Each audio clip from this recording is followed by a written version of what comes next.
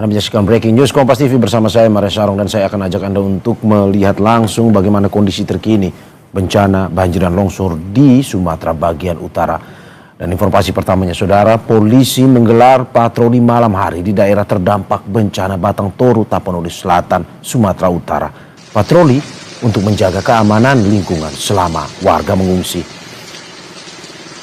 Brimopolda Sumatera Utara berpatroli mengecek rumah warga yang ditinggal mengungsi. Patroli dilaksanakan sebagai bagian dari cipta kondisi rasa aman warga korban banjir bandang yang masih mengungsi di posko. Daerah Batang Toru, Tapanuli Selatan, Sumatera Utara menjadi salah satu daerah terdampak banjir bandang yang viral di media sosial karena gelondongan kayu yang dalam jumlah banyak.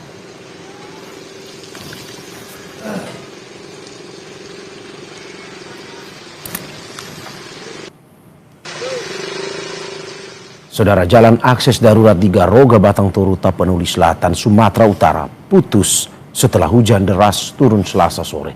Jalan ini sebelumnya dibuat dengan pohon melintang, namun hanyut terbawa derasnya air dan berdampak putusnya akses dari Tapanuli Selatan ke Tapanuli Tengah.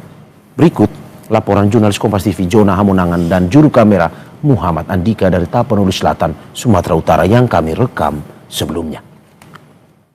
Saudara, saat ini saya berada di Garoga, Batang Toru, Tapanuli Selatan, Sumatera Utara. Jadi seharusnya di samping saya ini ada pohon atau kayu yang melintang, khususnya akses menuju ke arah Tapanuli Tengah. Tapi karena tadi sempat hujan deras selama kurang lebih 2-3 jam, maka aksesnya terputus total. Jadi ini akan butuh upaya lebih terkait dengan bagaimana cara untuk bisa menormalkan atau memberikan akses. Nah, untuk mengetahui terkait dengan apa yang terjadi dan mungkin langkah-langkah apa yang dilakukan, saat ini saya bersama dengan Komandan Satuan Brimob Polda Sumatera Utara, yaitu dengan Pak Komisaris Besar Rantau yang juga didampingi oleh AKBP Yonedi selaku Kapolres Tapanuli Selatan. Komandan, apa kabar? Baik, alhamdulillah, Mas Jona. Komandan, ini kan tadi sempat hujan deras antara 2-3 jam ya, yang seharusnya kita bisa akses ke Tapanuli Tengah. Tapi pohon atau kayu yang panjang melintang tiba-tiba hanyut nih. Nah, kira-kira mungkin boleh jelaskan secara singkat apa yang terjadi sebenarnya tadi sore itu?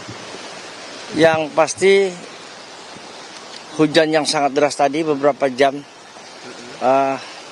menjelang maghrib sampai lepas maghrib dan sampai menjelang isya ya, menjadikan debit air yang tadinya ini kita bisa lihat, ini kan bukan sungai ya. Ini kan tadinya kiri kanannya kan pemukiman.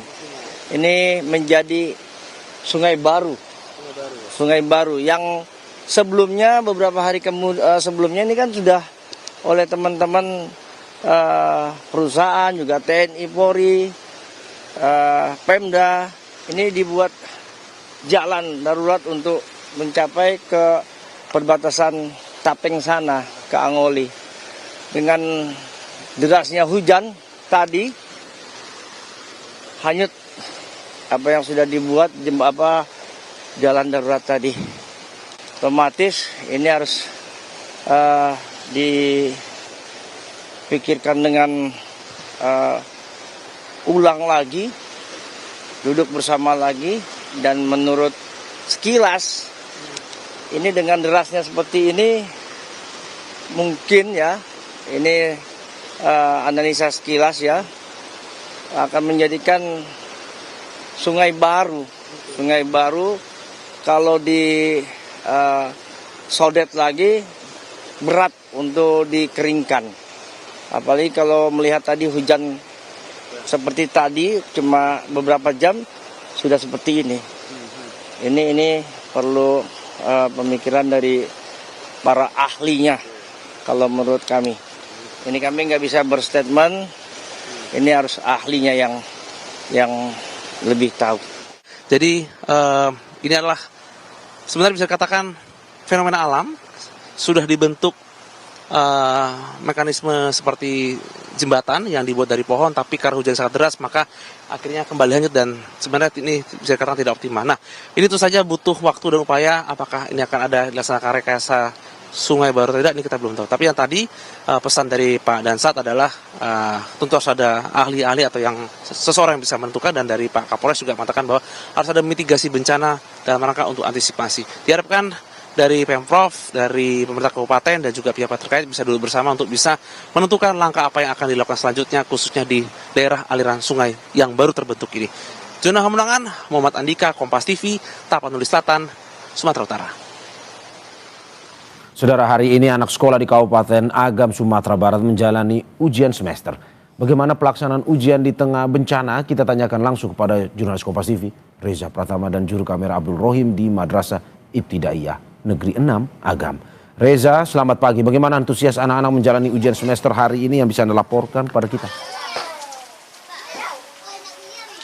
Baik Mario dan juga saudara, hari ini anak-anak sudah mulai kembali bersekolah begitu ya. Hari ini adalah jadwalnya ujian semester 1, di mana tadi sekitar pukul 8 pagi ujian sudah dimulai, namun yang sudah selesai melaksanakan ujian pada hari ini adalah kelas 1 dan kelas 2 Madrasah Ibtidaiyah Negeri 6 Kabupaten Agam. Anak-anak sejak tadi pagi ini sudah berdatangan sangat antusias Mario dan juga saudara. Anak-anak ini senang, ceria bertemu teman-temannya kembali setelah kurang lebih 1 minggu begitu ya. Anak-anak ini tidak kembali ke sekolah. Nah, untuk lebih lengkapnya saya sudah bersama dengan Wakil Madrasah Ibtidaiyah Negeri 6 Agam. Sudah bersama kami dengan Ibu Reni Warnita. Ibu, selamat pagi. Ibu, apa kabar? Selamat pagi, alhamdulillah sehat. Ibu, untuk saat ini antusias dari anak-anak kembali bersekolah seperti apa, Bu? Terutama hari ini ujian, Bu ya. Antusiasnya seperti apa, Bu? Alhamdulillah anak-anak karena sudah lama libur, alhamdulillah sekarang dia ceria.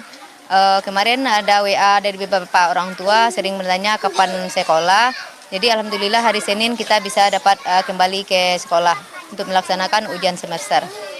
Untuk hari ini hari keberapa, Bu, ujian sekolah anak-anak nih, Bu? Ini adalah ujian hari yang ketiga. Pada hari Senin hanya bisa kami laksanakan ujian satu bidang studi karena disebabkan di tempat kami ini lampu mati, jadi terkendala dalam penggandaan soal. Iya. Senin sudah dimulai, 3 hari sudah berjalan, Bu ya. Apakah ada kendala, Bu, dalam pelaksanaan ujian selama 3 hari sudah berjalan? Kendalanya itu hanya kemarin itu penggandaan soal tidak bisa dilakukan karena listrik mati. Alhamdulillah sekarang soal kami sudah selesai. Yang ujian yang senantiasanya dilaksanakan per hari itu 2, terpaksa kami melaksanakannya 3 bidang studi. Nah, hari ini bidang studi yang diujiankan untuk kelas 1 sampai kelas 6 ini apa aja sih, Bu? Untuk kelas 1 dan kelas 2 itu pendidikan Pancasila beserta SBDP, sedangkan untuk kelas 3, 4, 5, dan 6 itu pendidikan Pancasila, SBDP, dan sejarah kebudayaan Islam. Bu, kemudian dari hari ini yang hadir, apakah seluruh siswa dari Madrasah Ibtidaiyah Negeri 6 Agam ini hadir semua atau seperti apa, Bu? Alhamdulillah pada hari ini anak kita bisa hadir. Yang tidak hadir itu ada beberapa orang siswa yang sakit, itu yang tidak hadir. Alhamdulillah kemarin ujian hari pertama dan kedua itu anak kami yang terdampak terisolasi ada 4 orang. Alhamdulillah hari ini bisa hadir dengan diantar oleh orang tuanya menyeberang dengan jembatan darurat. Tadi kan kepala madrasah sempat mengatakan bahwa hari ini tidak hadir, Bu ya, namun karena mungkin ada keterlambatan karena hujan juga, ini sekarang sudah hadir semua, Bu ya, termasuk siswa yang desanya terisolir. Iya, alhamdulillah mereka bisa hadir walaupun terlambat ya karena cuaca hujan sekarang. Iya. Bu, izin untuk siswa ataupun guru, apakah ada yang terdampak dari banjir bandang secara langsung, Bu? Atau bisa diceritakan mungkin apakah ada atau tidak? Ada salah seorang guru kami yang terkena banjir, itu namanya Bu Rila Sitati. Itu beliau terseret beserta anaknya. Kebetulan beliau berada di tempat tahfiz anaknya untuk mengadakan rapat ketika itu. Iya. Kalau untuk anak-anak, Bu, mungkin apakah dari siswa sendiri ada yang terdampak atau tidak, Bu? Untuk siswa ada 2 orang siswa kami, itu 2 beradik, itu mereka itu alhamdulillah selamat, tetapi rumah beliau itu terendam lumpur gitu. Iya. Baik, terima kasih Ibu Reni Warnita selaku Wakil Kepala Madrasah Ibtidaiyah Negeri 6 Agam. Ya, tadi disebutkan bahwa memang hari ini seluruh siswa sudah hadir melaksanakan ujian sekolah begitu ya, termasuk siswa yang desanya terisolir. Saat ini sudah bisa hadir di sekolah untuk melaksanakan ujian sekolah. Kembali ke Anda, Mario. Dan Abdul Rohim di Agam, Sumatera Barat. Selamat bertugas kembali. Dan saudara, momen dramatis terjadi di wilayah Aceh Tamiang, di mana RSUD Muda Sedia Aceh Tamiang sudah mulai beroperasi pasca banjir bandang. Namun semua pelayanan masih terbatas.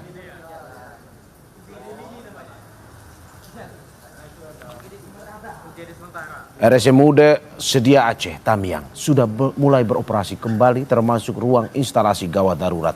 Sejumlah pasien sudah bisa mendapat layanan rawat jalan. Pihak rumah sakit menyebut dalam 2 hari ke depan layanan rawat inap bisa pulih. Pihak rumah sakit masih butuh tambahan tenaga medis hingga saat ini.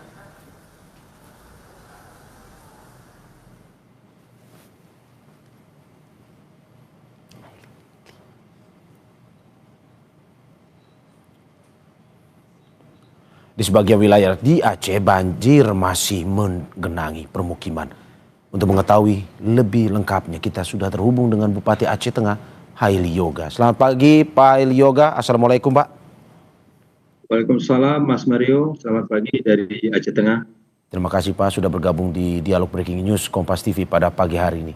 Pak Haili, boleh diinfokan hingga saat ini perkembangan di Aceh Tengah seperti apa? Apakah memang sudah mulai ke arah yang lebih membaik dari sebelumnya atau bagaimana, Pak?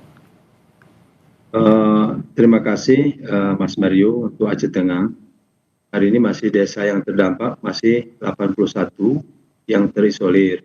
Dan untuk kecamatan ada 6 kecamatan yang belum bisa terhubungi lewat jalan darat. Kemudian untuk jalan menembus Aceh Tengah, dari 5 titik dari beberapa kabupaten ini belum bisa lewat jalur darat. Maka situasi kami hari ini adalah situasi yang tanpa beras, tanpa BBM, jaringan telekomunikasi dan listrik ini masih putus. Ini betul-betul sudah masuk ke 295 desanya sudah terisolir karena tidak bisa lagi terhubungkan dengan jalur darat. Jadi satu-satunya jalan adalah lewat udara. Nah, kalau lewat udara itu kebutuhan selalu ada, dipenuhi, tapi terbatas, sangat terbatas. Sama seperti beras, kita butuh setiap hari itu 60 ton. Tapi yang hadir kadang-kadang beras itu hanya 13 ton. Ini dibagi 2, satu untuk Benar Meriah, setengahnya untuk Aceh Tengah. Kalau dibagikan dengan jumlah penduduk 252.000 jiwa, maka ini tidak cukup. Ya. Ini yang membuat situasi hari ini masyarakat dan kami hari ini cukup kewalahan. Apalagi BBM hari ini alat berat mau bekerja, ini tidak bisa bekerja karena BBM-nya tidak ada. Seperti itu kondisi hari ini, Mas Mario. Oke, Pak Haili, apakah memang yang di daerah terisolasi tadi, kalau saya tidak salah 81 desa masih terisolir, apakah ada yang bisa mengontak Anda ataupun memberikan kabar kepada Anda, masyarakat Anda, Pak? Karena jaringan tidak ada, jaringan putus. Ada sebagian beberapa desa, ada Starlink di sekolahnya, sekolah terpencil. Ini ada sebagian mengabarkan. Tapi alhamdulillah, ini dari pemerintah pusat dan provinsi ini memberikan bantuan lewat jalur udara. Memberikan bantuan jalur udara pakai heli. Ini beberapa titik sudah dapat diakses. Tapi melalui udara. Kalau darat belum bisa. Ini sudah diberikan. Hari ini aja mungkin ada sekitar 7 desa yang bisa dikirim melalui udara. Ini solusinya seperti itu sementara ini. Tapi kalau melalui udara kan sangat terbatas. Tapi solusinya sudah diberikan oleh pemerintah pusat. Oleh kemarin juga Kepala BNPB juga sudah hadir di Aceh Tengah melihat keadaan dia. Dia fokus sehingga beliau kami ucapkan terima kasih dari pemerintah Aceh Tengah dan seluruh masyarakat Kepala BNPB yang begitu hadir kemarin memberikan solusi semuanya. Kalau beras tidak ada, dia langsung menelepon ke Bulog 100.000 ton. BBM juga seperti itu, maka diatur setiap hari. Ini ucapan terima kasih kepada Kepala BNPB yang memberikan solusi yang terbaik untuk Aceh Tengah. Ya. Oke, Pak, tadi Anda bilang bahwa akses satu-satunya untuk ke daerah terisolir itu melalui udara. Karena kita tahu bahwa tidak selalu datang bantuan udara tersebut. Atas bagaimana mereka yang di daerah terisolir itu ketika harus menunggu datang lagi bantuan via udara. Bagaimana cara masyarakat Anda bisa bertahan selama masa tunggu bantuan datang itu, Pak? Kami sudah menyarankan kita harus mandiri. Apa yang ada di desa kita, di daerah kita, ada sebagian ada kentang. ada mungkin sebagian jagung yang ada panen, ada mungkin sebagian adalah pisang. Itu direbus untuk bertahan hidup. Kalau tidak seperti itu, karena tidak ada lagi beras. Nah, beras yang dikirim selalu ada tapi terbatas. Nah, maka solusi itu yang kita berikan melalui Pak Camat dan Ramil, Kapolsek yang hadir ke beberapa desa yang mengantarkan bantuan lewat pakai sepeda motor yang trail, itu pun terbatas tidak sampai ke tujuan. Nah, sehingga mereka kuat dan beberapa tempat daerah sudah ada mulai panen kentang. Nah, itu yang direbus. Karena beras tidak ada lagi dijual di mana-mana, tidak ada lagi dijual. Seperti keadaan hari ini. Kita harus kuat. Nah, yang menyedihkan hari ini ada 12.000 hektar itu cabai panen raya hari ini, sementara di daerah lain butuh cabai, tapi kita kirim melalui udara sangat terbatas sekali. Nah, mereka hari ini sedih, rumah dia sudah hancur, cabai yang ada dipanen mau dijual kemana. Nah, sehingga kita tidak bisa lagi berbuat apa-apa selain daripada berdoa dan apa yang harus kita lakukan dengan keadaan seperti ini. Tapi bantuan di luar banyak sekali, tapi akses melalui udara tidak bisa ditempuh.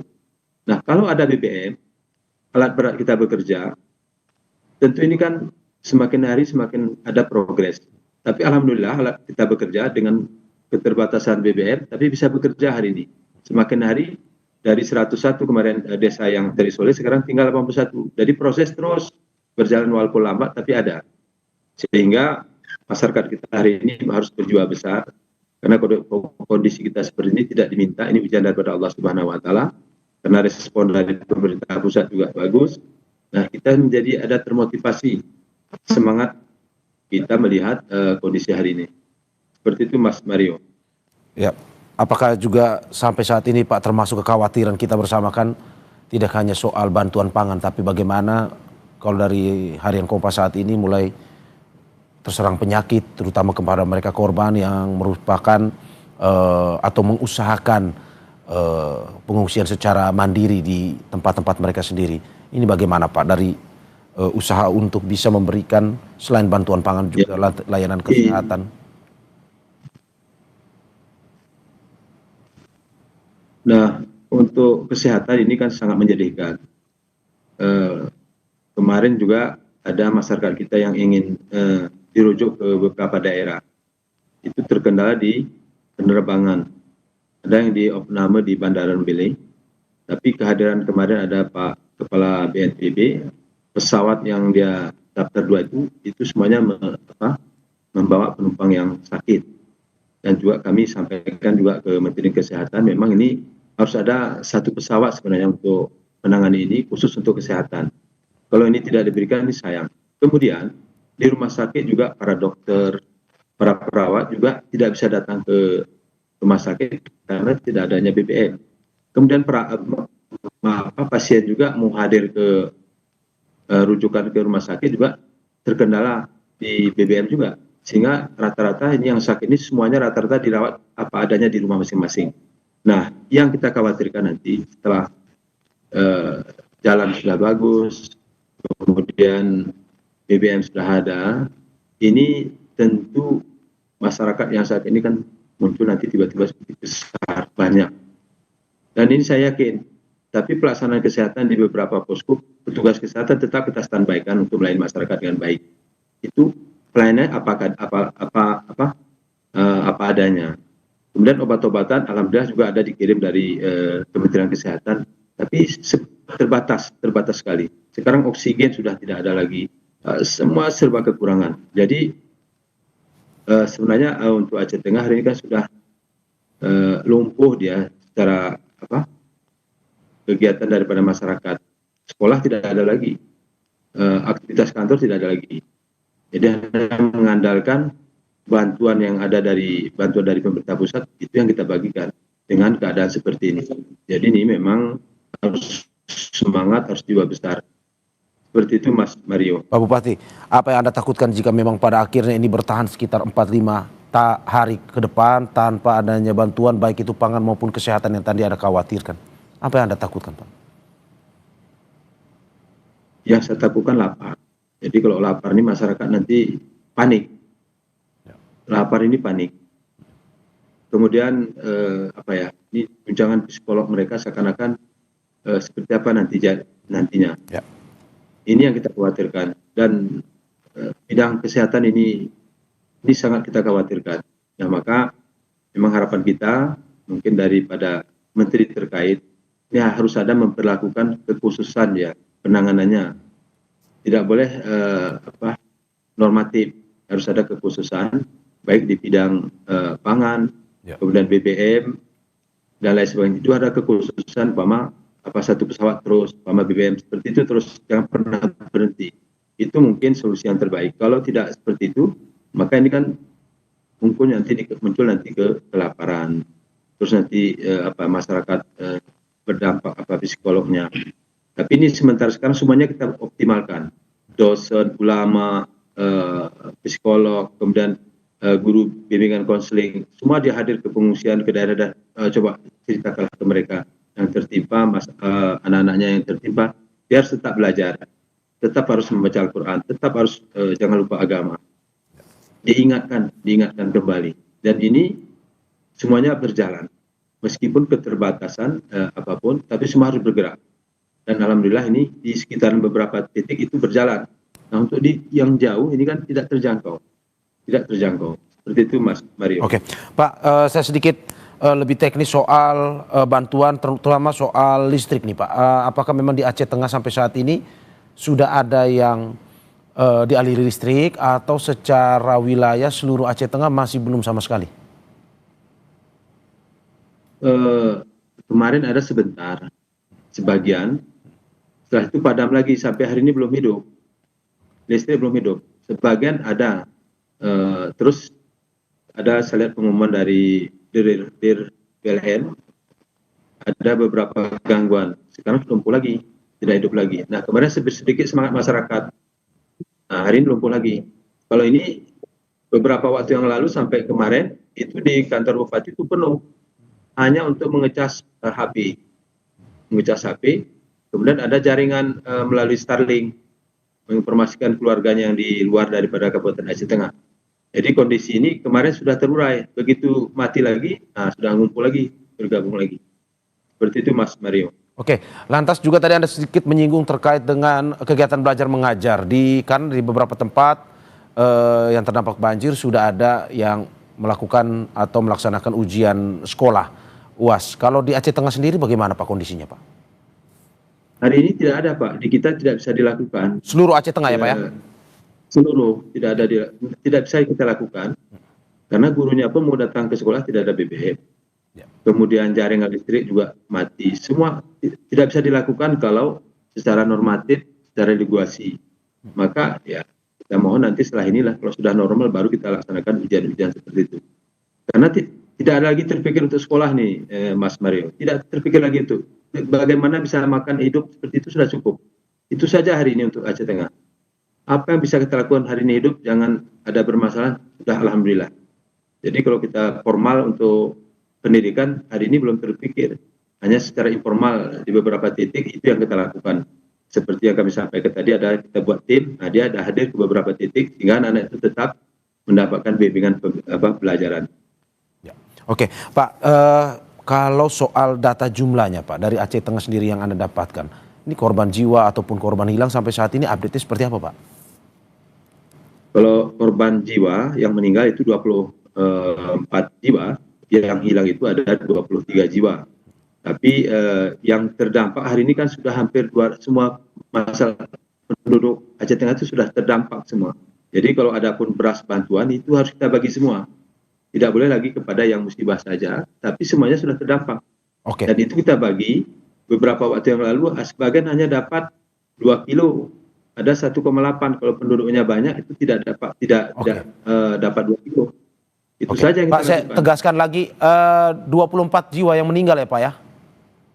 Ya, 24 jiwa yang meninggal, hilang 23 jiwa. Hilang 23 jiwa. Total yang terdampak berapa, Pak? Secara umum? 81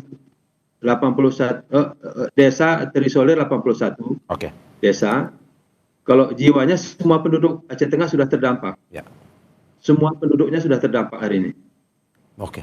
Oke, dan kita harapkan Pak ke depan apa yang menjadi kekhawatiran dan tidak hanya Bapak tapi kita seluruh masyarakat Indonesia ini bisa terlaksana bantuan-bantuan Pak, terutama mereka di tempat-tempat yang terisolir dan semoga ini bisa dilakukan secara cepat oleh pemerintah pusat kepada Aceh Tengah.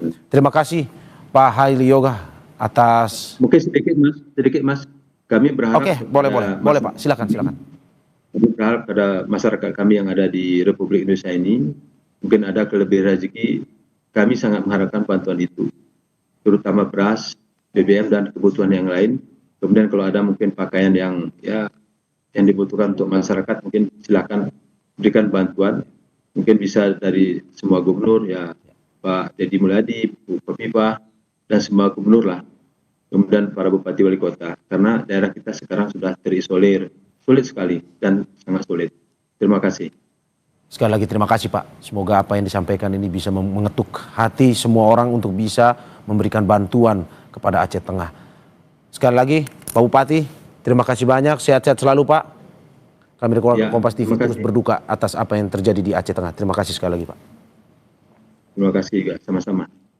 Saudara jangan kemana-mana karena breaking news Kompas TV akan kembali sesaat lagi di Kompas TV.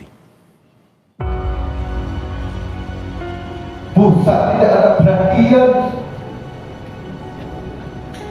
menganggap bencana biasa. Tapi coba buka hati kita, coba kita lihat masyarakat. Ada bagian yang tidak mampu kita tangani dan harus dibantu oleh provinsi dan juga harus ditangani oleh pusat. Bencana ini menjadi bencana nasional karena berat sekali kalau daerah tidak mampu ini.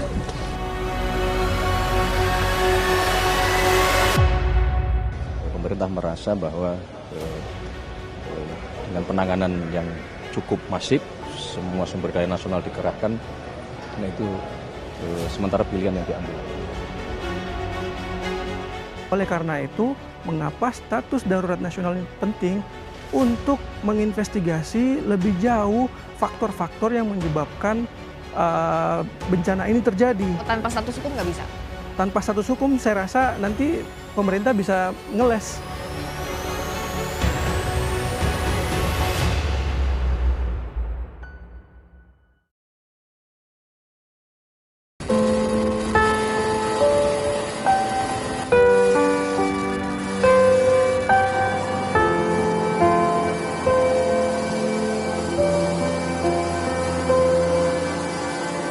Nggak ada, putus total. Di Persik juga? Ya, jaringannya susah sekarang. Bantuan ini udah berapa kali didapat? Baru ini ya.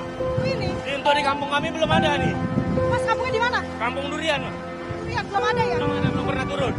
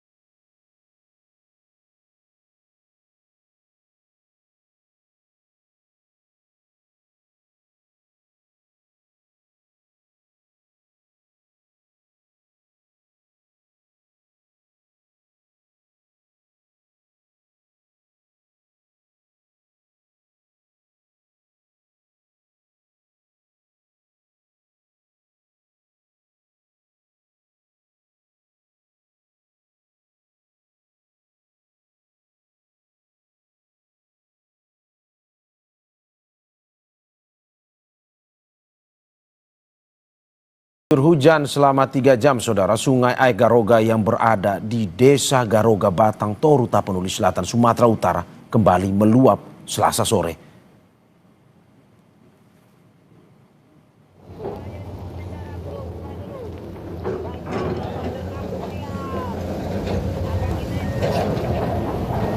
Inilah situasi warga yang berupaya mencari lokasi yang lebih aman, khawatir air sungai kembali meluap. Warga dan relawan yang berada di posko di pinggir aliran sungai berlarian menyelamatkan diri. Sebelumnya Sungai Aek Garoga yang merupakan sungai tempat terjadinya banjir bandang pada 25 November lalu. Airnya naik, air naik.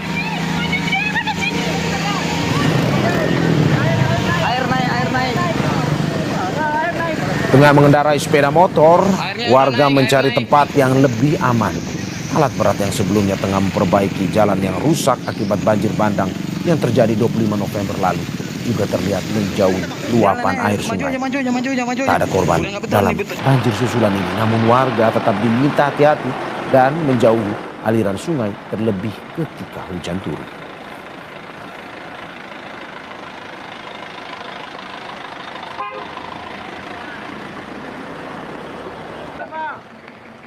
Saudara, jalan akses darurat di Garoga, Batang Toru, Tapanuli Selatan, Sumatera Utara putus setelah hujan deras turun Selasa sore.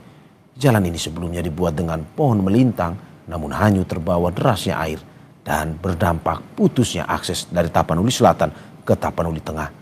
Berikut laporan jurnalis Kompas TV Jona Hamonangan dan juru kamera Muhammad Andika dari Tapanuli Selatan, Sumatera Utara yang kami rekam sebelumnya. Jona Hamonangan, selamat pagi John. Anda bisa mendengar suara saya, John, ya? Ya, Mario. Oke, John, hari ini kabarnya akan ada informasi atau konferensi pers dari Polri terkait dengan kasus gelondongan kayu yang diduga menyebabkan banjir dan juga longsor di Sumatera. Pantauan Anda seperti apa?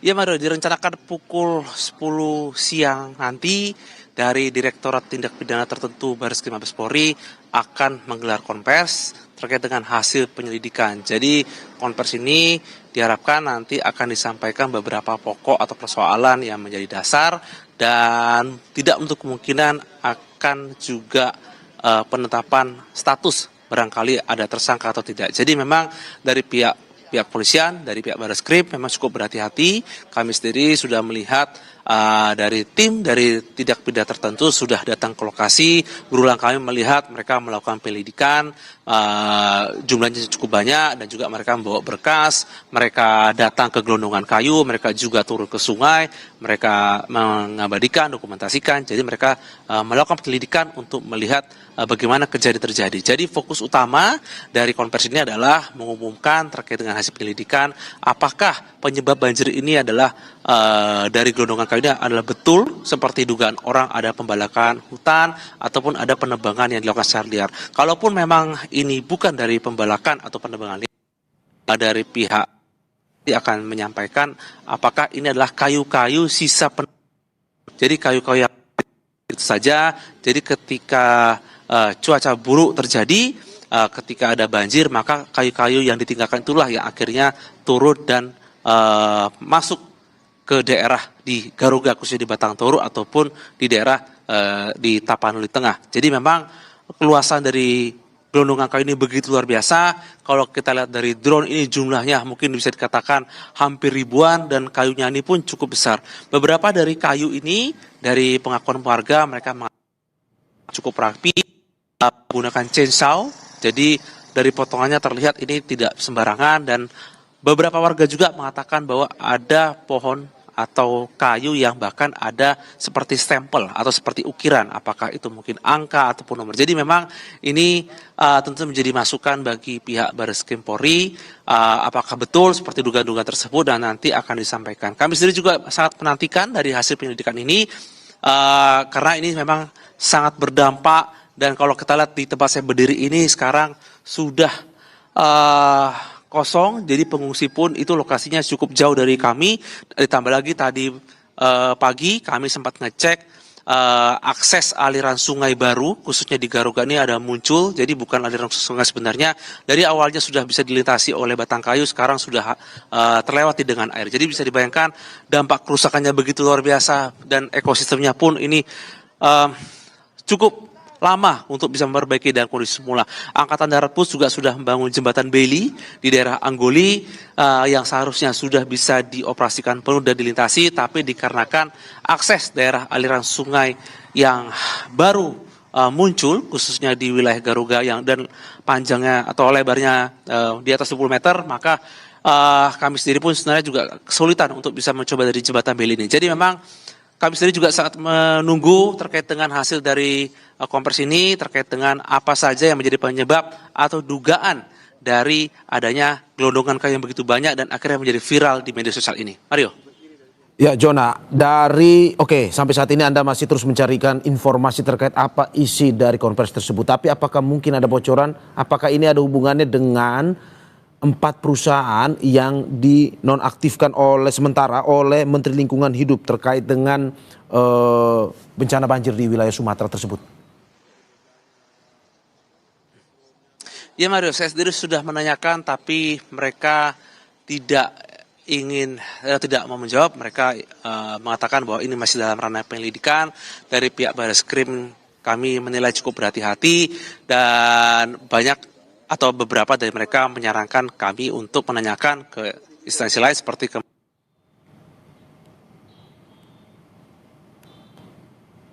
Jadi memang ini kami masih menunggu dari penyelidikan dari hasil penyelidikan dari Barreskrim Polri, khususnya dari Direktorat dan kaitannya dengan 4 perusahaan yang sudah disebutkan sebelumnya dan akhirnya menjadi viral di media sosial. Ini kita masih menunggu catatan resmi. Dan terkait dengan nanti konversi ini pun kami juga mengharapkan dari tim dari Direktorat Tindak Pidana Tertentu akan datang ke titik lokasi di Kayu Gelondongan sehingga kami bisa melihat apakah nanti hasilnya itu clear atau sesuai dengan apa yang mungkin dibayangkan oleh sebagian orang. Karena kalau kita menanyakan kepada sejumlah masyarakat, banyak dari masyarakat yang mereka mengatakan ini kuat dugaan adalah perambahan hutan atau lahan yang secara sembarangan bisa dikatakan begitu. Izin. Kenapa mereka memotong lahan? Dikarenakan mereka kebutuhan bahan-bahan pokok ataupun mereka ini adalah sebagai sumber penghidupan mereka. Tapi sekali lagi ini masih harus menunggu hasil penyidikan dari Barreskrim Polri terkait dengan apakah ini akan mengarah ke 4 PT tersebut atau memang ini ada hal terduga lain. Tentu saja kita tidak bisa secara sembarangan, kita masih harus menunggu. Tapi yang pasti kalau kita lihat dampaknya yang saya rasakan, inilah hari ke-14 saya di daerah terdampak bencana, ini begitu luar biasa, begitu masif. Dan kalau kita lihat ini menyengsarakan khususnya bagi masyarakat. Rumah mereka hancur, bahkan sebagian dari mereka bahkan rumahnya harus tersapu banjir bandang. Pekerjaan mereka ketika mereka bertani lahannya pun hancur, harta mereka juga di dalam rumah bahkan sertifikat pun sudah tidak terlihat. Mereka terlihat pandangannya kosong. Ya, ini memang kondisi yang cukup miris, apalagi kalau kita lihat ini mendekati Natal, banyak juga dari mereka yang beragama Nasrani. Bisa dibayangkan betapa mungkin pedihnya perasaan mereka di momen seperti ini. Mario. Ya Jona, kalau tadi Anda sempat menyebutkan terkait dengan bagaimana susahnya masyarakat di sana usai terkena banjir di wilayah rumahnya maupun keluarganya yang terdampak. Saya ingin sedikit bertanya terkait dengan berita tadi bahwa hingga saat ini proses perbaikan infrastruktur darat terus dilakukan. Bagaimana pantauan Anda di sana, John? Katanya ada pembangunan jembatan darurat untuk bisa mengakses bantuan, mengantarkan bantuan ke wilayah yang Tapanuli Selatan tadi, ada akses yang terputus Tapanuli Selatan dengan daerah lainnya. Nah, bagaimana pembangunan jembatan darurat tersebut? Apakah sampai saat ini sudah selesai atau bagaimana dari pantauan Anda? Ya Mario, untuk pembangunan jembatan ini adalah jembatan Beli. Jadi jembatan Beli ini adalah jembatan yang dibangun atau dikonstruksikan oleh Batalion Zenit Tempur 1 Diradharma dari Kodam 1 Bukit Barisan. Jadi jembatan ini memiliki panjang kurang lebih 30 meter dengan lebar 3,5 meter. Dan tadi pagi saya sudah mendapat WhatsApp dari Komandan Batalion bahwa jembatan ini sudah jadi 100%. Jadi lokasinya itu berbatasan dengan areal dari Tapanuli Tengah. Kami sendiri juga sudah mengikuti perkembangan pembangunan dimulai di hari Minggu dan sekarang hari Rabu sudah selesai dan sekiranya hari ini sebenarnya sudah bisa dioperasikan secara penuh. Sebenarnya kemarin malam sudah siap tapi ada beberapa perapian atau merapikan dan juga mengecek beberapa part yang cukup sensitif, tapi bisa dipastikan hari ini sudah bisa beroperasi penuh. Namun dikarenakan ada aliran sungai baru yang melintas, ditambah lagi dengan airnya sangat deras, yang sebelumnya sudah ada semacam kayu melintang seperti jembatan darurat, ini itu saja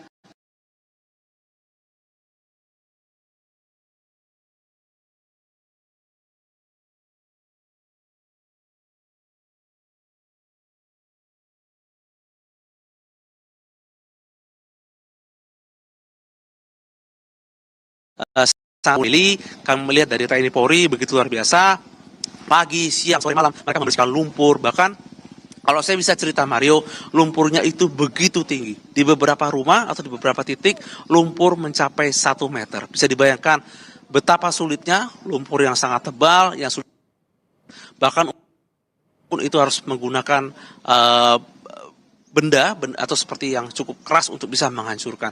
Kalaupun lumpurnya lembek, itu sampai masuk ke dalam kamar dan merusak segalanya, mulai dari mungkin spring bed, benda elektronik dan sebagainya. Jadi memang lumpur yang masuk pun baik mungkin yang sudah keras ataupun lumpur yang masih lembek, ini tentu saja kami melihat upaya dari TNI Polri untuk melakukan pembersihan. Kami melihat dari BRIMOB, dari Polda Sumatera Utara, kami melihat dari Batalion C, sedangkan dari TNI Angkatan Darat kami melihat dari Kodam 1 Bukit Barisan, ada juga yang dari Korem, khususnya yang berasal dari Korem Sibolga, ditambah lagi dengan Batalion dan Batalion Zeni Tempur yang juga ikut melakukan pembersihan. Mereka dari TNI Polri bersinergi melakukan pengecekan terlebih dahulu. Nah, untuk membersihkan air yang atau mungkin lumpur yang masih lembek, ini menggunakan mobil damkar. Jadi mobil damkar itu menyemprotkan air ke lumpur untuk bisa memudahkan lumpur itu seperti seperti mungkin dibersihkan gitu di rumah. Jadi ini butuh upaya. Ditambah lagi kami melihat dari warga yang kembali ke rumahnya atau mengecek, kami melihat tatapannya sangat kosong dan mereka sendiri pun ketika kami ajak tidak menyangka kondisi seperti ini, merasa kehilangan. Dan mayoritas dari mereka mengatakan ini adalah banjir terparah yang mereka rasakan dan mereka tidak menyangka betul bahwa kejadian mereka yang terjadi kemarin itu benar-benar merusak properti mereka. Kalaupun ada kendaraan, kami melihat ada beberapa kendaraan minibus bahkan sampai harus terangkat. Motor juga hilang dikarenakan tersapu ombak, dan rumah pun kalaupun masih ada konstruksinya, itu mulai dari dinding, kaca itu pecah. Jadi bisa dibayangkan efek masif dari banjir bandang kemarin, ditambah lagi dengan tekanan lumpur yang begitu kuat. Bahkan kemarin sempat hujan deras, itu juga menambah lagi mungkin lumpur yang sudah dibersihkan, yang sekiranya sudah bersih, itu kembali lagi masuk dan warga juga akhirnya berupaya atau akan membersihkan lagi hari ini. Jadi itulah kondisi yang bisa saya sampaikan terkait bagaimana kondisi masyarakat khususnya yang berada di Batang Toru, atau kalau Anda melihat video viral yang memperlihatkan banjir bandang yang begitu besar dan juga gelondongan kayu yang begitu masif di tempat ini. Terima kasih Jonah Monangan dan juga Febri James atas laporannya. Kita turut berduka dan juga Jonah dan Febri utamakan kehati-hatian dalam bertugas. Selamat bekerja kembali Jonah. Dan saudara jangan kemana-mana karena breaking news akan kembali dengan informasi lainnya. Tetap di Kompas TV. Rumah tulang saya, punya tulang juga roboh. Kemudian rumah saya. Coba abang jadi kami, nggak merepet kita nih, nggak jalan-jalan 4 hari. Sedih juga lah bang.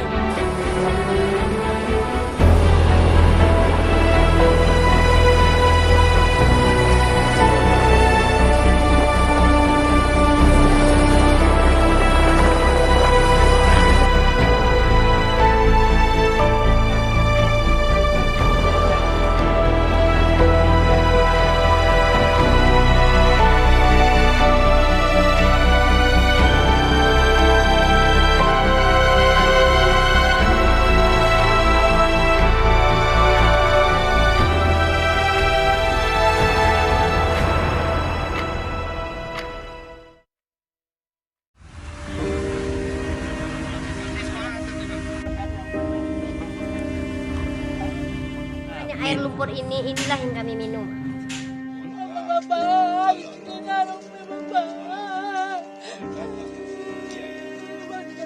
Yang penting sandari sehat-sehat kita sudah. Ada tempat tinggal kami, Pak. Kami punya tempat tinggal, Pak. Tidak ada lagi, Bapak. Hari Bapak. Adong daripada saudara dan sudah dapat 5 juta jalaki. Masih fokus di sini. Masih banyak. Pemukiman lagi.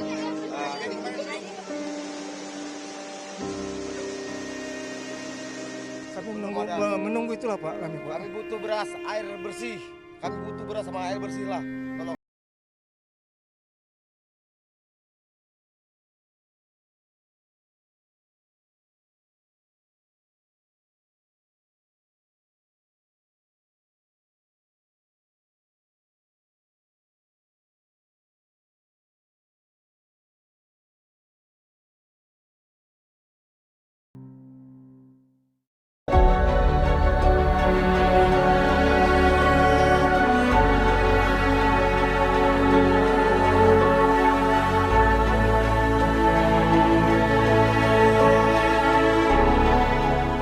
Saat evakuasi air sudah naik, jadi kami nggak sempat membawa barang apa-apa, cuman bawa baju aja dan selamatkan suami yang sakit sama anak-anak.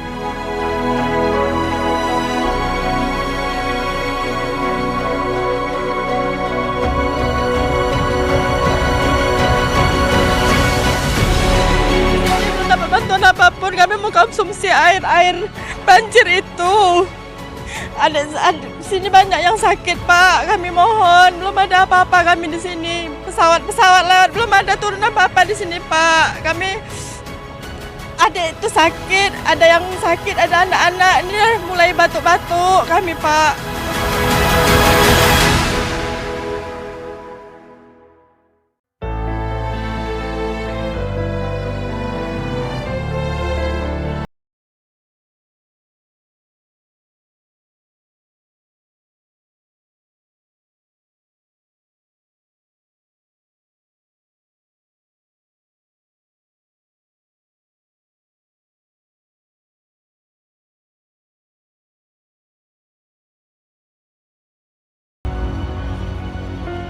Pusat tidak ada perhatian, menganggap kita bencana biasa. Tapi coba kita buka hati kita, coba kita lihat masyarakat. Ada bagian yang tidak mampu kita tangani. News Kompas TV bersama saya Mario Sarong dan saudara, sebelum ini kami sudah mencoba memberikan informasi dengan mewawancarai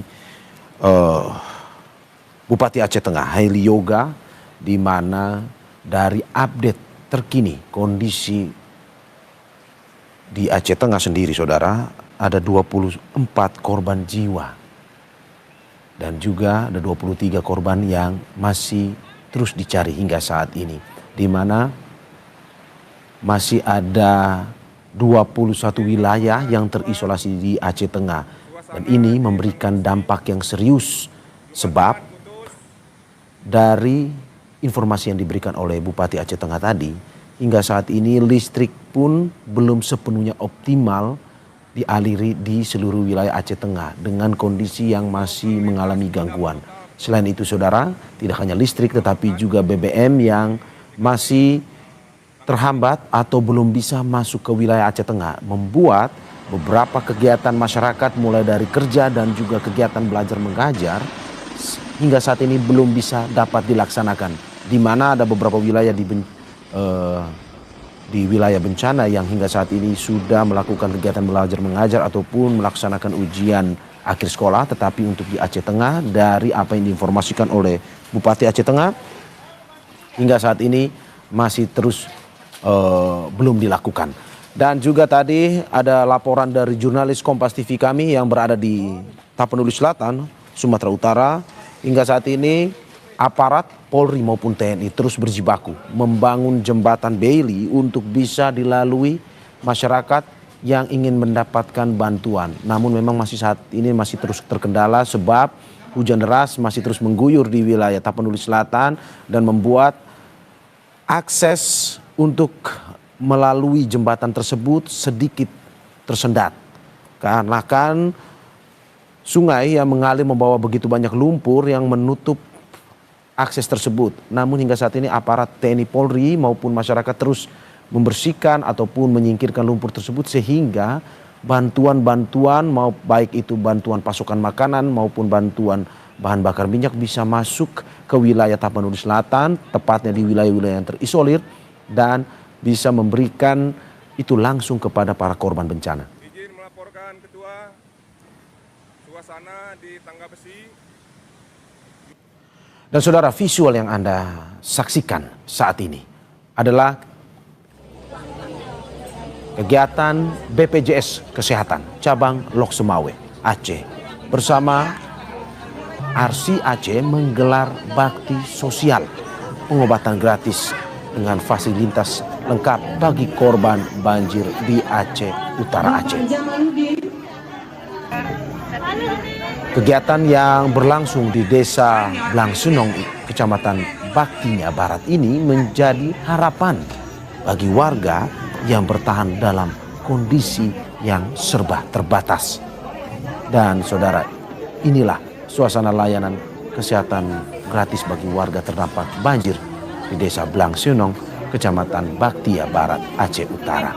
Karena saudara, ini masih terus menjadi perhatian di mana walaupun masih berjibaku dengan pasokan makanan yang diharapkan oleh para korban, tetapi ada masalah lain yang saat ini terjadi di wilayah pengungsian atau di tempat-tempat pengungsian, baik itu mandiri maupun pengungsian yang disiapkan oleh pemerintah, yakni begitu banyak masyarakat atau para korban banjir yang terserang penyakit. Salah satunya adalah penyakit infeksi maupun penyakit ISPA. Sehingga dari pemerintah daerah maupun masyarakat atau para korban meminta kepada pemerintah pusat khususnya untuk bisa menghadirkan berbagai layanan kesehatan, baik itu dalam bentuk obat-obatan atau pelayanan tenaga kesehatan yang bisa turun langsung menjumpai para korban, memberikan layanan kesehatan dan juga mengobati mereka yang saat ini sudah terkena infeksi maupun juga infeksi saluran pernapasan akut atau ISPA. Dan saudara, ini di wilayah Aceh Utara sendiri, seperti yang kami sudah laporkan, ini adalah suasana posko kesehatan, pemeriksaan sekaligus penyaluran obat bagi warga korban terdampak banjir. Dan sejak pagi saudara, ratusan warga sudah membadati lokasi untuk mendapatkan pemeriksaan medis setelah 14 hari lebih atau tepatnya di hari ke-16 hari ini bertahan di pengungsian. Dan bakti sosial ini saudara digelar oleh BPJS Kesehatan Cabang Lok Sumawe yang bekerja sama dengan Asosiasi Rumah Sakit Swasta Indonesia yang berada di wilayah Aceh. Puluhan rumah sakit swasta di bawah naungan Arsi Aceh mengirimkan tim medis terbaik mereka untuk mulai memberikan pelayanan kesehatan seperti dokter umum hingga dokter spesialis dan sejumlah dokter spesialis, diantaranya spesialis anak, penyakit dalam, kulit, THT, bedah jiwa, paru hingga spesialis jantung turut memberikan pelayanan langsung di lokasi. Seperti yang disampaikan tadi saudara, bahwa tidak hanya mereka yang berusia dewasa, tetapi bagi anak-anak yang menjadi korban ini sangat rentan saudara. Dan sampai saat ini terutama di wilayah yang masih terisolir begitu membutuhkan penanganan medis. Beberapa laporan jurnalis kami di lapangan menyampaikan bahwa wilayah-wilayah yang terisolir sampai saat ini masih hanya bisa menunggu datangnya bantuan udara. Sebab infrastruktur darat atau akses darat masih terus dilakukan perbaikan. Begitu susahnya akses darat yang dilakukan perbaikan ini, belum lagi ditambah cuaca yang tidak menentu seperti yang terjadi di Tapanuli Selatan. Masih turun hujan deras, masih turun hujan yang mengakibatkan sungai mengalir begitu deras dan menutup akses darat tersebut. Sehingga satu-satunya bantuan hanya bisa melalui udara. dan bantuan tersebut begitu terbatas kepada masyarakat atau korban banjir. Ini siapa yang mahal ini dibagi sama Pak Camat?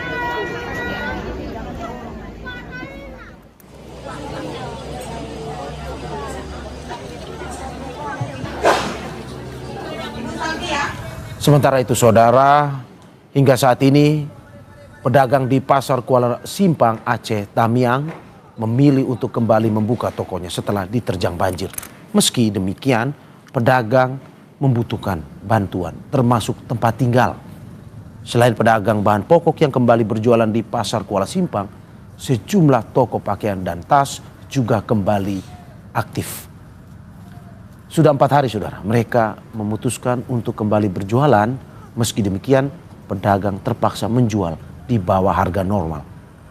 Selain itu, sebagian barang dagangan mereka juga ada yang rusak dan hilang tersapu banjir.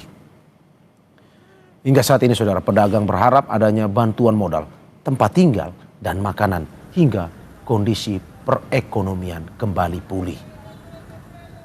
Udah 4 hari bang. 4 hari berjualan, apa kesulitannya bang saat ini? Oh, kalau kesulitannya bang masalah ini bang, apa itu makan, tempat tinggal, habis itu barang jualan pun ini apa itu udah hancur semua, kena lumpur bang.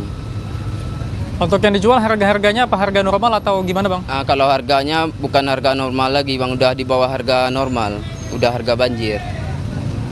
Terakhir bang, yang abang butuhkan saat ini bang? Oh, kalau yang dibutuhkan saat ini inilah bang, modal usaha sama ini apa tuh tempat tinggal kan. Habis itu masalah makan sehari-hari bang. Berbeda dengan Pasar Kuala Simpang yang sudah ada aktivitas jual beli, di Kecamatan Samudra, Aceh Utara, pusat perdagangan masih lumpuh. Jalan menuju pasar dan pertokoan hingga saat ini masih tertutup lumpur tebal. Sudah 2 pekan para pedagang di pasar Kecamatan Samudra tidak berjualan. Tebalnya lumpur di jalan dan gang pertokoan membuat para pedagang maupun pembeli tidak bisa mengakses jalan. Banjir membuat perekonomian warga lumpuh. Bahkan barang-barang di dalam ruko habis terendam lumpur. Dan hingga kini saudara, belum ada upaya pembersihan jalan pertokoan dari pemerintah. Sehingga para pedagang pun secara swadaya membersihkan jalan agar aktivitas jual beli kembali normal. Ini akses mata pesawat lumpuh total di sini. Sama sekali tidak ada pemasukan untuk daerah Kedai Gedung. Nah, sementara kakak sendiri mengungsi nggak kak? Kalau mengungsi nggak, rumah aman. Cuma toko 2 kena. Barang-barang dalam toko gimana? Habis semua. Habis kena lumpur semua. Karena air tiba-tiba meludak. Langsung tinggi. Dari pemerintah sendiri tidak ada pembersihan ini kak? Tidak ada. Kami di sini patungan sesama toko.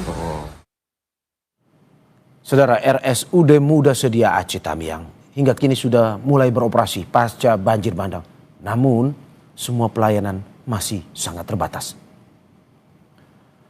RSUD Muda Sedia Aceh Tamiang sudah kembali beroperasi, termasuk ruang instalasi gawat darurat. Sejumlah pasien sudah bisa mendapat layanan rawat jalan. Pihak rumah sakit menyebut dalam 2 hari ke depan layanan rawat inap bisa segera pulih. Pihak rumah sakit hingga saat ini masih butuh tambahan tenaga medis. Yang bisa kita tampung saat ini pasien-pasien luka-luka ringan, terutama luka-luka ringan. Ya, kami berharap yang kedepannya ada nakes yang mau kemari, terutama perawat dan dokter. Alhamdulillah 2 hari yang lalu sampai hari ini insya Allah datang lagi dari Adam Malik sudah datang. Pusat perekonomian di Aceh Tamiang, saudara, yang sempat lumpuh kini mulai bergeliat terbatas. Aktivitas jual beli mulai tampak di Pasar Kuala Simpang yang sebelumnya tersapu banjir. Dan berikut laporan jurnalis Kompas TV, Emir Syah Purba dan juru kamera Dedi Rizky Ginting yang kami rekam sebelumnya. Banjir besar di Aceh Tamiang, sebagian besar perekonomian di kabupaten ini masih belum berjalan. Namun saat ini sudah ada beberapa pedagang yang memilih untuk mulai berjualan kembali. Tepatnya berada di pusat pasar di Kuala Simpang, Aceh Tamiang. Seperti saat ini saya, saudara, sudah berada di tempat yang berjualan sayur-sayuran dan juga bahan-bahan makanan lainnya. Dan saya akan mengajak Anda untuk berbincang dengan pemilik warung ini. Langsung saja saya sapa. Bapak, izin Bapak. Apa kabar Bapak? Sehat.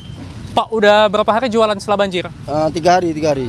Udah 3 hari jualan Pak. Harga bahan pokok bagaimana Pak? Harga bahan pokok stabil kami jual. Pengambilannya Pak? Pengambilan nggak tahu toke ngambil. Cuman kami harga telur 65.000 satu papan. Sebelumnya kan 60, ada yang 65 juga kan. Kami jual 65.000. Artinya tidak ada kenaikan yang signifikan Pak ya? Nggak ada. Baik. Nah, itu tadi saudara perbincangan saya dengan dagang sayur mayur yang memilih berjualan kembali pasca banjir. Tadi diinformasikan ini sudah hari ketiga beliau berjualan, namun sebagian besar memang toko-toko dan juga warung-warung di pusat pasar di Kuala Simpang, Aceh Tamiang ini masih tutup dan belum memulai aktivitas berdagang kembali. Emre Syapurba, Dedi Rizky Ginting, Kompas TV Aceh Tamiang, Aceh. Saudara, jangan kemana-mana. Breaking News Kompas TV akan segera kembali dengan informasi terkait dengan bencana di Sumatera. Tetap di Kompas TV. Pusat tidak ada perhatian, menganggap kita bencana biasa. Tapi coba kita buka hati kita, coba kita lihat masyarakat. Ada bagian yang tidak mampu kita tangani dan harus dibantu oleh provinsi dan juga harus ditangani oleh pusat. Bencana ini menjadi bencana nasional karena berat sekali. Kalau daerah tidak mampu ini.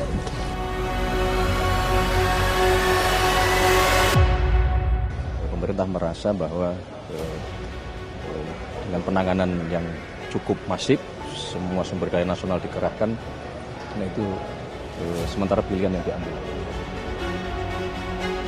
Oleh karena itu, mengapa status darurat nasional ini penting untuk menginvestigasi lebih jauh faktor-faktor yang menyebabkan bencana ini terjadi. Tanpa status hukum nggak bisa?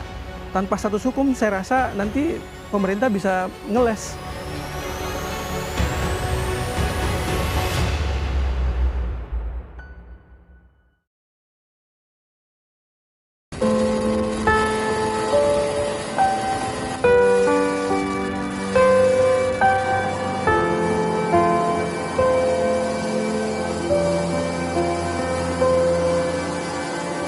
Nggak ada, putus total. Ini bersih juga? Ya, jaringannya susah sekarang. Bantuan ini udah berapa kali didapat? Baru ini ya. Ini? Untuk di kampung kami belum ada nih. Mas, kampungnya di mana? Kampung Durian. Durian, belum ada ya? Belum pernah turun.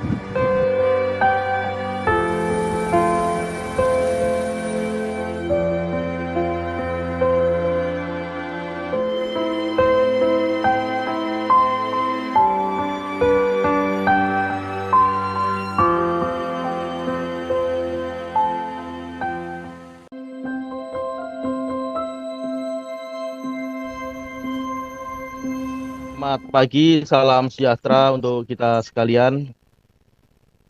Yang terhormat yang mewakili Kementerian Lingkungan Hidup, yaitu Bapak Direktur Gakum Lingkungan Hidup, Bapak Brigjen Pran Cahyo. Kemudian yang kami hormati perwakilan dari Kementerian Kehutanan, yaitu Bapak Direktur Penegakan Hukum, yaitu Pak Yazid melalui Zoom. Kemudian yang kami hormati satu-satu kami sapa dari Sumbar Sumut Aceh, kemudian dari BPWS Sumbar Sumut Aceh, kemudian yang kami hormati Kepala Dinas LH Sumbar Sumut Aceh, kemudian yang kami hormati pula Pak Dirkrimsus Polda Aceh, Polda Sumbar, dan Polda Sumut, kemudian Kapolres Tapteng, kemudian Tapsel dan Padang Sidempuan, Bapak Kepala Dinas Kehutanan, yang mewakili dari Aceh, Sumut dan Sumbar tentunya. Yang kami hormati pula rekan-rekan yang hadir di posko penegakan hukum bencana alam Aceh, Sumut dan Sumbar. Tak lupa juga kami mengucapkan penghormatan yang setinggi-tingginya pada sahabat-sahabat kita dari rekan-rekan media yang telah hadir pada acara pagi ini. Atas izin pimpinan, kami diperintah untuk melaksanakan kegiatan press release yang mana sesuai dengan perintah Bapak Kapolri dan Bapak Menteri Kehutanan 1 minggu yang lalu bahwa bencana alam yang terjadi di wilayah Aceh, Sumut, dan Sumbar ini menjadi perhatian publik. Kemudian kami melaksanakan kegiatan penegakan hukum di 3 wilayah atau 3 provinsi tersebut. Memang kemajuannya berbeda-beda, ada yang memang sudah dapat maksimal seperti di Sumut ini, kemudian yang di Polda Sumbar juga demikian, akan tetapi yang di wilayah Polda Aceh tentunya karena keterbatasan fasilitas, kemudian masih banyak jalan transportasi terputus dan sebagainya, sehingga rekan-rekan penyelidik dan penyidik terlambat untuk bisa masuk ke lokasi. Bapak, Ibu, dan rekan-rekan sekalian ketahui bahwa di dalam proses penegakan hukum kita mulai dengan proses penyelidikan tentunya, kemudian dilanjutkan ke proses penyidikan apabila ditemukan 2 alat bukti ditemukan berbeda. Untuk nantinya sebelum kami jelaskan secara detail, ada masukan ataupun informasi dari rekan-rekan, baik pertama dari BMKG, Kementerian Kehutanan, Kementerian Lingkungan Hidup, dari Badan Wilayah Sungai, sehingga rekan-rekan secara komprehensif bisa memahami bagaimana bencana ini bisa terjadi dan bagaimana apa yang menjadi penyebab sehingga terjadi korban yang sangat banyak dan masif tentunya. Sehingga nanti rekan-rekan sekalian bisa memberikan informasi kepada publik atau masyarakat secara valid. Kami tidak ada yang kami tutup-tutupi tentunya. Kita sama-sama turun ke lapangan memang kalau rekan-rekan ada waktu. Dan sebagian dari rekan-rekan dari media juga tadi malam bersama kami sampai jam 2 ke TKP tentunya. Mungkin itu pembukaan dari saya. Kesempatan pertama kepada perwakilan dari BMKG wilayah Aceh untuk memberikan informasi kepada rekan-rekan media di dalam acara press release ini. Mungkin waktu dan tempat kami persilahkan.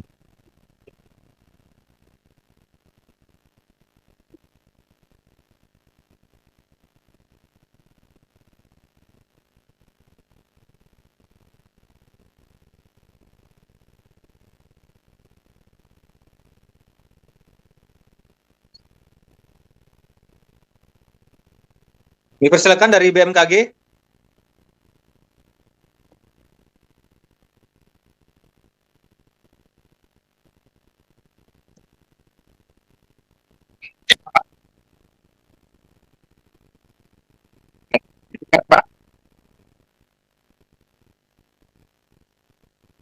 Kurang jelas, Pak.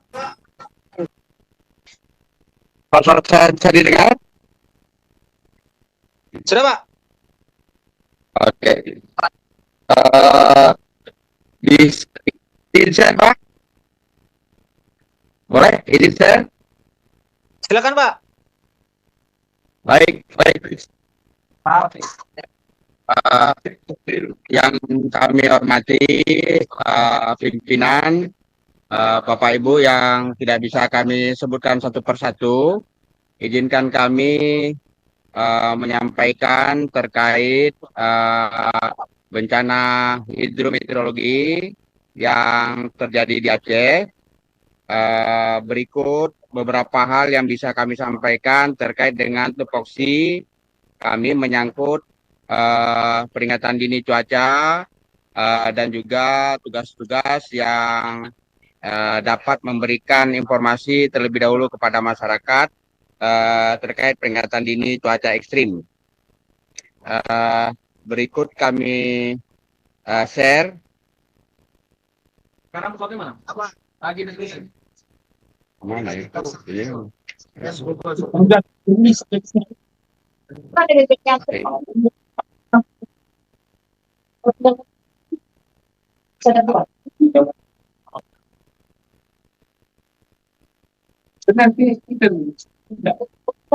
Mengantarkan surga itu dia tempat mana?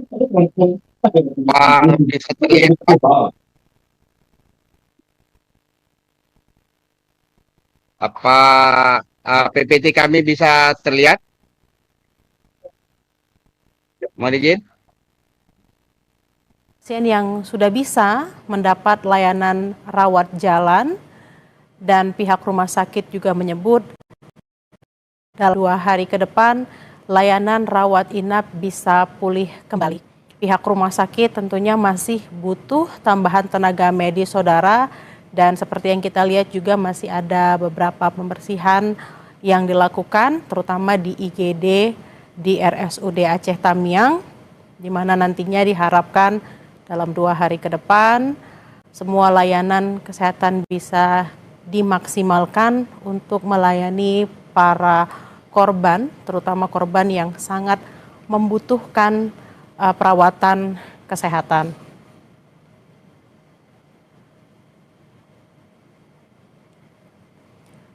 Kita lihat memang terutama di IGD RSUD Aceh Tamiang yang saat ini beroperasi sementara saudara, sudah ada beberapa pasien yang dirawat di sana sembari petugas juga perlahan-lahan membersihkan ruangan di sana. Dan memang ini dilakukan saudara agar pelayanan bisa dilakukan semaksimal mungkin dan para korban terutama para pengungsi yang mulai mengalami kendala kesehatan bisa segera tertangani dengan baik di RSUD Aceh Tamiang.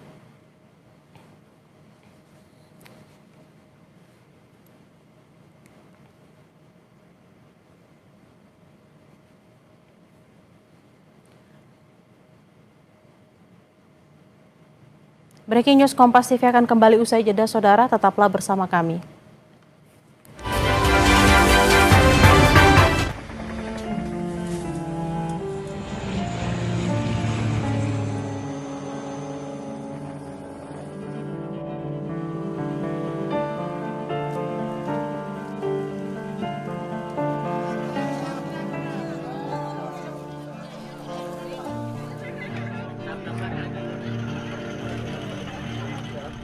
Gak ada wifi, gak ada baterai, kami ke seberang jalan kaki, Kak.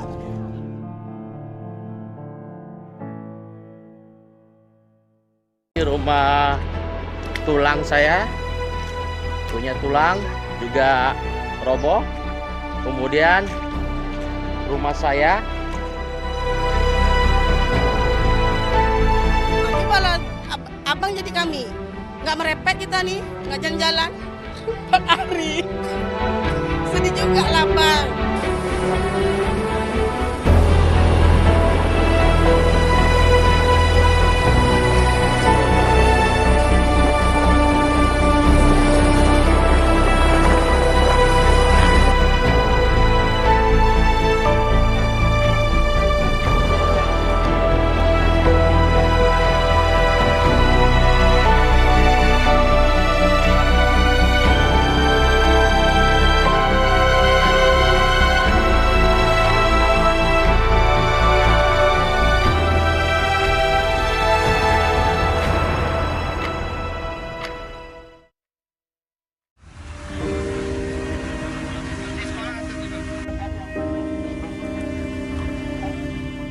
Air lumpur inilah yang kami minum.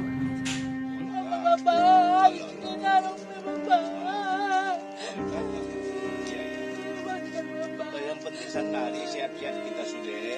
Ada tempat tinggal kami, Pak. Kami punya tempat tinggal, Pak. Tidak ada lagi, Bapak. Habis, Bapak. Ada yang berbeda saudara dan saudara. Saudara, Anda masih menyaksikan Breaking News Kompas TV, saudara, terkait dengan bencana hidrometeorologi yang terjadi di Aceh, Sumatera Utara, dan Sumatera Barat. Saudara, jembatan darurat putus usai banjir kembali menerjang Sungai Garoga. Lalu bagaimana penanganan bencana setelah akses kembali terputus? Kita akan bergabung dengan Bupati Tapanuli Selatan, Gus Irawan Pasaribu. Selamat siang Gus Irawan, dengan Bella di studio. Bisa mendengar suara saya, Gus? Saya bisa dengar, suara saya terdengar tidak? Terdengar Gus Irawan, tapi memang agak sedikit kecil Gus Irawan. Saya langsung akan bertanya terkait dengan bantuan di sana. Seperti apa Gus Irawan?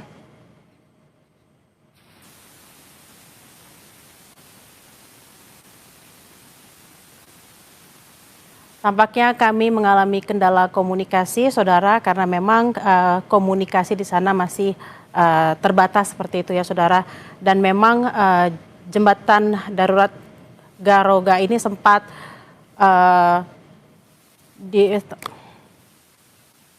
dan akibat diguyur hujan selama 3 jam, saudara, Sungai Garoga yang berada di Desa Garoga, Batang Toru, Tapanuli Selatan, Sumatera Utara kembali meluap Selasa sore. Inilah situasi warga yang panik berupaya mencari lokasi yang lebih aman, khawatir air sungai kembali meluap. Warga dan juga relawan yang berada di posko-posko di pinggir aliran sungai berlarian menyelamatkan diri. Sebelumnya, saudara, Sungai Garoga yang merupakan sungai tempat terjadinya banjir bandang pada 25 November lalu. Cek 1, masuk suaranya. Halo, cek 1, 2, 3.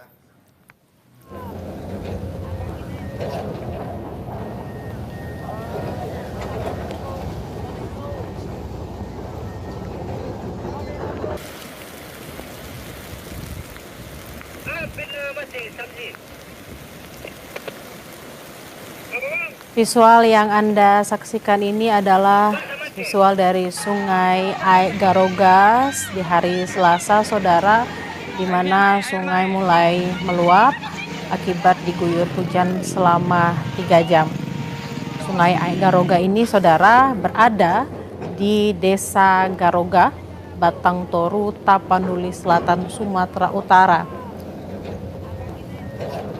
Kami masih mencoba untuk menghubungi Bupati Tapanuli Selatan, Gus Irawan Pasaribu, saudara.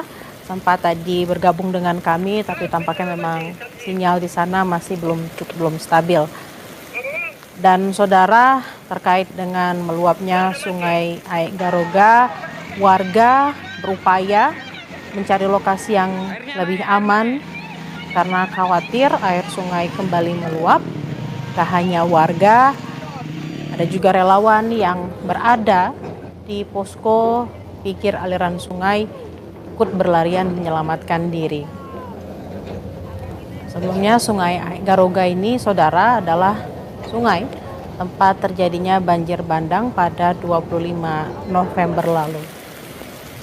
Dan kalau kita lihat tadi di visual yang ada di layar kaca Anda, tampak alat-alat berat yang memang ada di aliran pinggir kali untuk membersihkan sampah sisa banjir. Tampaknya, namun kemudian air sungai kembali meninggi dan juga meluap.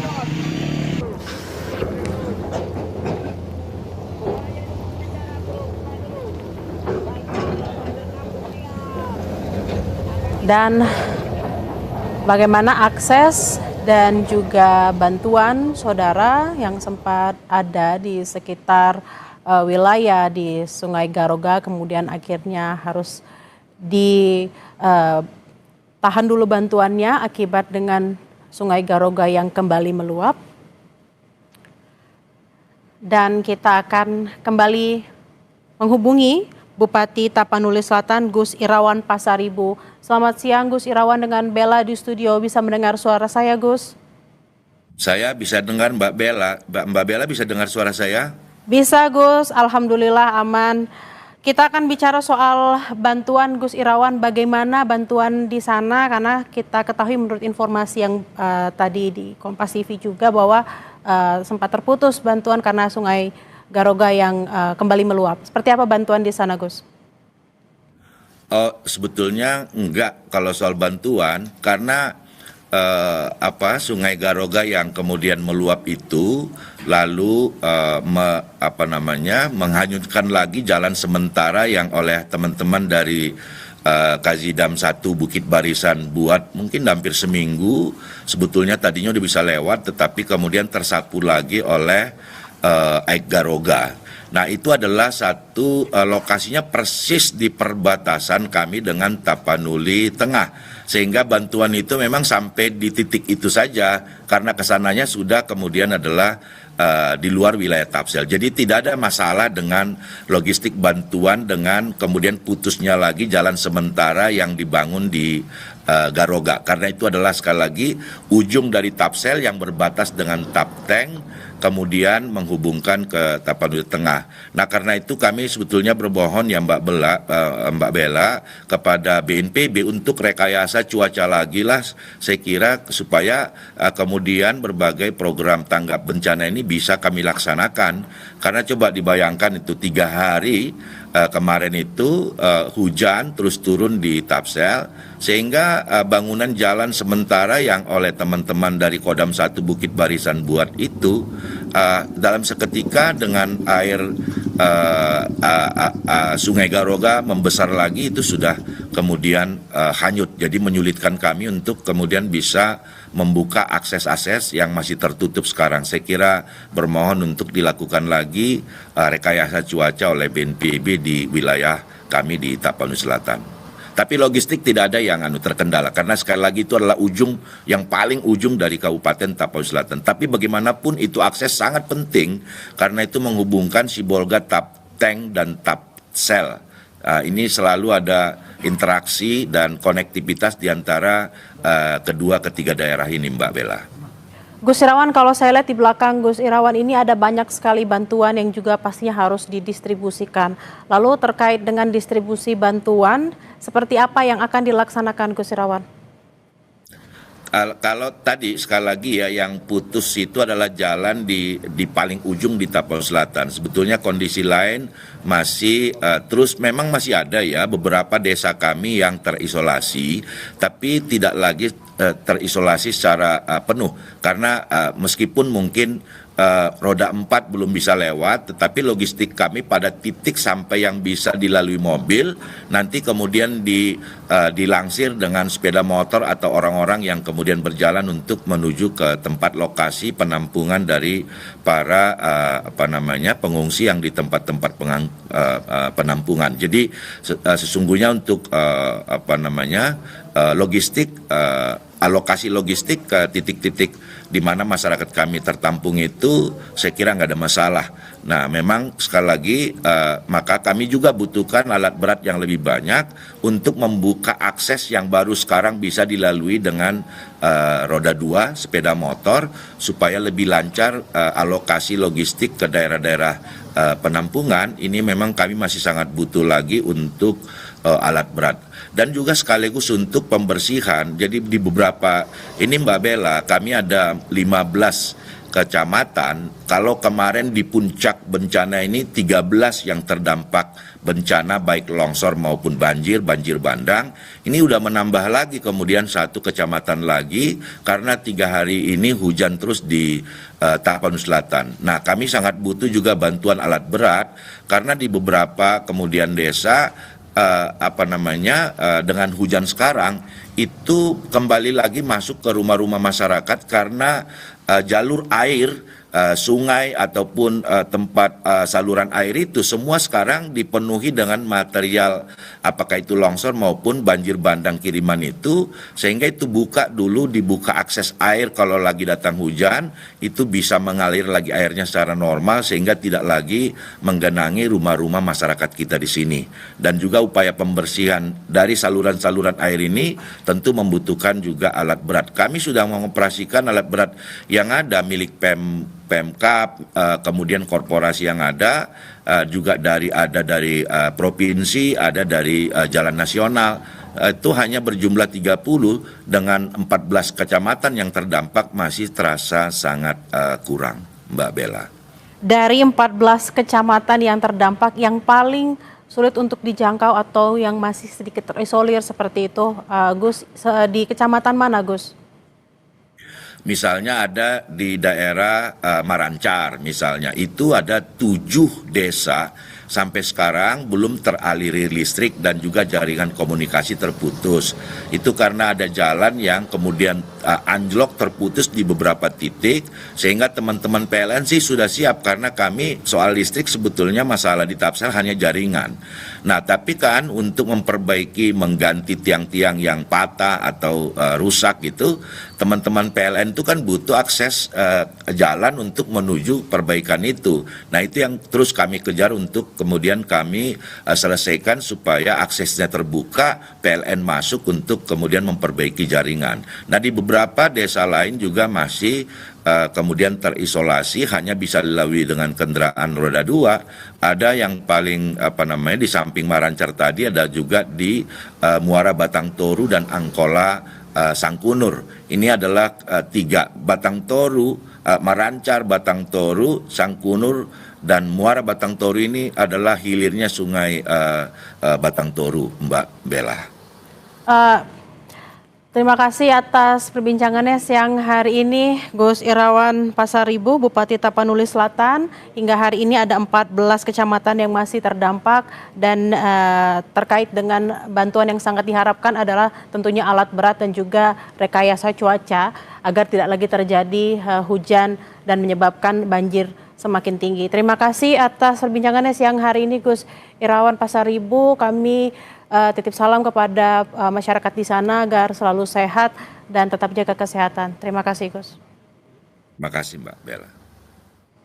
Kami tutup Breaking News Kompas TV. Saudara, saya Tili Rea Bella pamit undur diri. Sampai jumpa.